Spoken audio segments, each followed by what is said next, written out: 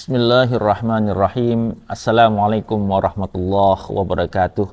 Hadirin sekalian yang dirahmati Allah Subhanahu wa taala. Alhamdulillah, hari ini kita sudah masuk hari yang ketiga di bulan Ramadan. Semoga ibadah puasa Anda, ibadah puasa saya dan kita semuanya dari awal Ramadan hingga hari ini diterima di sisi Allah Subhanahu wa taala. Amin ya rabbal alamin.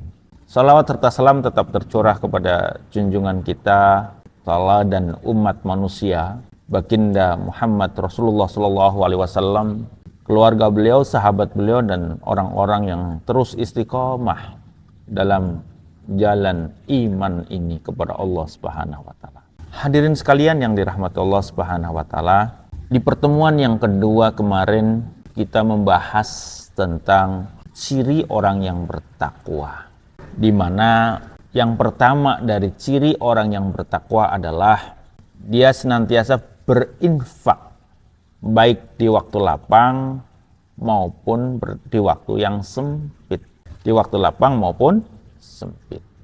Jadi hadirin sekalian yang dirahmati Allah, banyak sekali ayat yang menceritakan tentang infak, bahkan banyak sekali cerita para sahabat Nabi yang terkait juga dengan infak. Ketika kita bicara tentang sahabat, kita bisa belajar dari Khalifah Abu Bakar yang beliau menginfakkan seluruh hartanya sampai-sampai Rasulullah SAW bertanya kepadanya, lalu untuk keluargamu yang mana? Maka jawabannya adalah keluarganya kami siapkan dari Allah Subhanahu wa taala. Jadi luar biasa ketawakalannya kepada Allah itu sudah sangat tinggi. Jadi Allah sudah menyiapkan untuk keluarganya. Kita belum sampai ke arah itu. Dan mudah-mudahan kita bisa sampai ke arah itu. Amin. Yang kedua, kita bisa belajar dari sahabat Utsman bin Affan yang terkenal dengan sedekah sumur, di mana pada saat itu Rasulullah SAW menyampaikan di mana kondisi masyarakat pada saat itu sangat membutuhkan air, dan orang Yahudi itu menjual air itu begitu mahal, sampai kemudian Rasulullah menawarkan kepada sahabat, barang siapa yang bisa membeli sumur ini dan untuk kemudian kaum muslimin, maka tempat terbaik kembalinya adalah surga. Maka disitulah kemudian Utsman membeli sumur itu sampai dengan sekarang, subhanallah. Jariahnya terus. Kita bisa belajar juga dari Abdurrahman bin Auf. Beliau orang yang luar biasa ketika hijrah ke Madinah. Yang beliau cari adalah pasar. Di mana pasar? Dan setiap kali beliau melakukan transaksi jual beli, subhanallah, laku terus. Bahkan beliau pernah memberikan 500 kuda untuk jihad. Beliau pernah memberikan 700 unta bersama logistiknya untuk kaum fakir. Dan luar biasa, bisnis beliau jalan, dagangan beliau lancar luar biasa. Itu dari kalangan para sahabat, dan masih banyak cerita yang lain. Nah, mari kita mengambil hikmah dari cerita generasi di bawahnya. Mungkin Anda pernah dengar kisah seorang pemuda Yaman bernama Uwais Al-Qarni. Beliau itu terkenal sebagai pemuda yang miskin, ya, dari Yaman. Beliau sangat dermawan. Bahkan beliau senang berbagi kepada orang-orang miskin.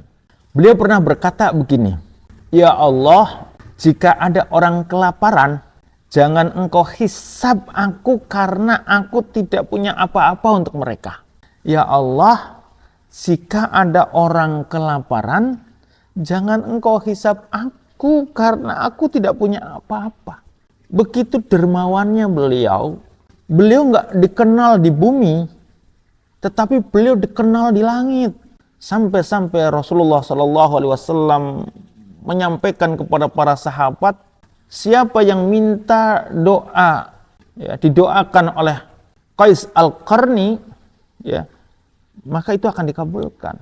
Dan subhanallah, ternyata Umar ibn al-Khattab radhiyallahu an pernah mencari-cari dirinya, sampai kemudian Umar pun minta didoakan.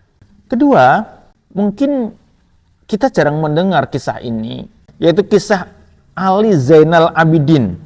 Ya, beliau dikenal dengan dermawan yang misterius.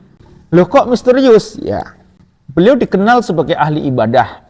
Beliau itu adalah cucu dari Husain bin Ali, di mana beliau itu setiap malam itu selalu memikul karung, ya, makanan yang itu dipikulnya sendiri di punggungnya, dan beliau membagi-bagikan itu ke fakir miskin secara diam-diam. Dan pada saat beliau meninggal, para fakir miskin Madinah menyampaikan bahwa sejak orang ini meninggal itu tidak ada lagi yang mengirim bantuan itu. Sampai-sampai ya karena misteriusnya beliau memang betul-betul disembunyikan ya dalam berbagi itu. Itu baru ketahuan setelah meninggal. Itu ditemukan di sini ya. Di punggungnya itu bekas hitam beliau mengangkat makanan sendiri. Subhanallah. Juga kita bisa belajar dari kisah Abdullah bin Mubarak, di mana ketika beliau berangkat haji bersama dengan rombongan besar, dalam perjalanan didapatinya ada seorang wanita yang sedang di tempat sampah nyari-nyari makanan, sampai kemudian ia memungut bangkai makanan ayam ya, bangkai ayam. Ia bertanya kepada wanita ini, dan kemudian wanita ini menjawab, kami sangat miskin. Kami sangat miskin. Anak-anak saya belum makan berhari-hari. Mendengar itu, Ibnu Mubarak langsung memberikan seluruh bekal hajinya kepada wanita itu. Ada uang, ada makanan, kendaraan, semuanya dikasih. Sampai akhirnya Ibnu Mubarak itu tidak berangkat haji, beliau pulang. Subhanallah, ketika musim haji selesai, banyak orang yang bersaksi bahwa mereka melihat Ibnu Mubarak wukuf di Arafah bersama dengan mereka. Dan para ulama menyampaikan bahwa Allah telah mengirim malaikat menyerupai dirinya untuk berhaji, karena ia mendahulukan menyelamatkan manusia daripada ibadah pribadinya.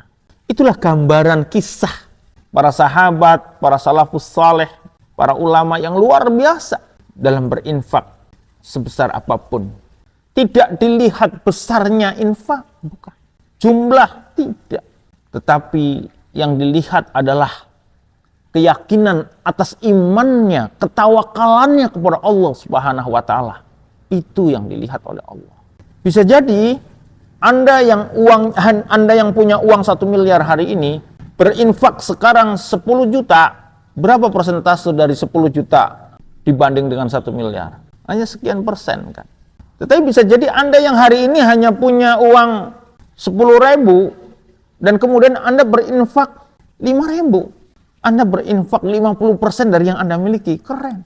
Dilihat dari itu. Maka ini sesuai dengan janji Allah Subhanahu wa taala di dalam Al-Qur'an. Allah mengatakan di dalam surat Al-Baqarah, A'udzubillahi minasyaitonirrajim, matsalul ladzina yunfikuna amwalahum fi sabilillahi kamatsali habbatin ambatat asanabila fi kulli sumbulatin mi'atu habbah wallahu yudha'ifu liman yasha wallahu wasi'un alim. Perumpamaan orang yang menginfakkan hartanya di jalan Allah seperti sebutir biji yang menumbuhkan 7 tangkai, dan pada setiap tangkai ada 100 biji. Allah melipat gandakan bagi siapa yang ia kehendaki, dan Allah maha luas, maha mengetahui. 1 butir biji menjadi 7 tangkai, dan setiap tangkai menghasilkan 100 biji. Luar biasa, menjadi 700 kan. Itulah hikmah bahwa orang-orang yang berinfak di jalan Allah, baik di waktu lapang maupun di waktu sempit, dia akan diberikan berbagai macam kemudahan oleh Allah Subhanahu wa taala. Maka ini adalah ciri dari orang yang bertakwa. Mudah-mudahan di Ramadan ini saya, Anda, dan kita semuanya terus berlomba-lomba untuk berinfak di jalan Allah Subhanahu wa Ta'ala, sehingga insya Allah apa yang kita infakkan ini akan memberikan barokah dalam kehidupan kita. Semoga bermanfaat. Billahi taufiq wal hidayah. Assalamualaikum warahmatullahi wabarakatuh.